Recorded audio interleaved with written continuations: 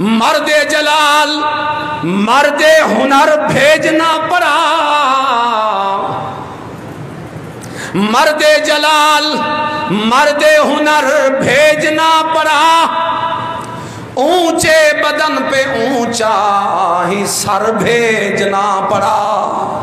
سب سے بڑے نبی کی حفاظت کے واسطے فولاد سے بھی سخت بشر بھیجنا پڑا، اور بڑھنے لگا تھا زور جب جہالت کی فوج کا، روئے زمین پہ رب کو عمر بھیجنا پڑا، روئے زمین پہ رب کو عمر بھیجنا پڑا۔ یہ صلاحیتیں تھی کہ اللہ نے بھی چن لیا اور میرے محبوب نے بھی چن لیا۔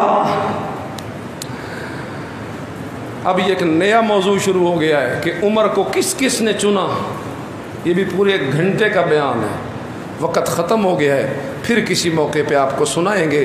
بہرحال میں نے 4 خواب آپ کو نبی علیہ السلام کے سنائے ہیں، جن 4 خوابوں سے فاروق اعظم کی عظمت اور پوری زندگی کا ایک خلاصہ سا نکل کے ہمارے سامنے آ گیا ہے کہ اس کے ایمان کی گواہی بھی اللہ اس کا رسول دیتا ہے، اس کے دین کی گواہی بھی اللہ اس کا رسول دیتا ہے، اس کے علم کی گواہی بھی اللہ اس کا رسول دیتا ہے، اس کے تقوی، زہد، قناعت، انکساری، عجز کی گواہی بھی اللہ اس کا رسول دیتا ہے۔ اللہ اکبر کبیرہ، اور اس کے جنت کے ٹھکانے کی نظارے بھی اللہ اپنے حبیب کو کروا رہا ہے۔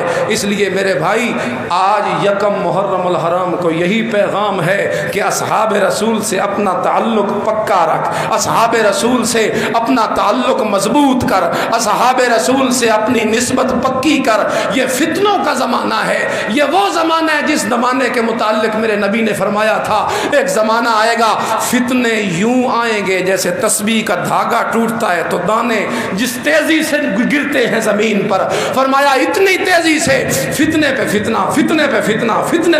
آج فتنہ ہے، آج صحابہ کے ایمان پہ ڈاکہ ڈالا جاتا ہے، آج صحابہ پہ تبرہ کیا جاتا ہے، آج صحابہ پہ تان کیا جاتا ہے۔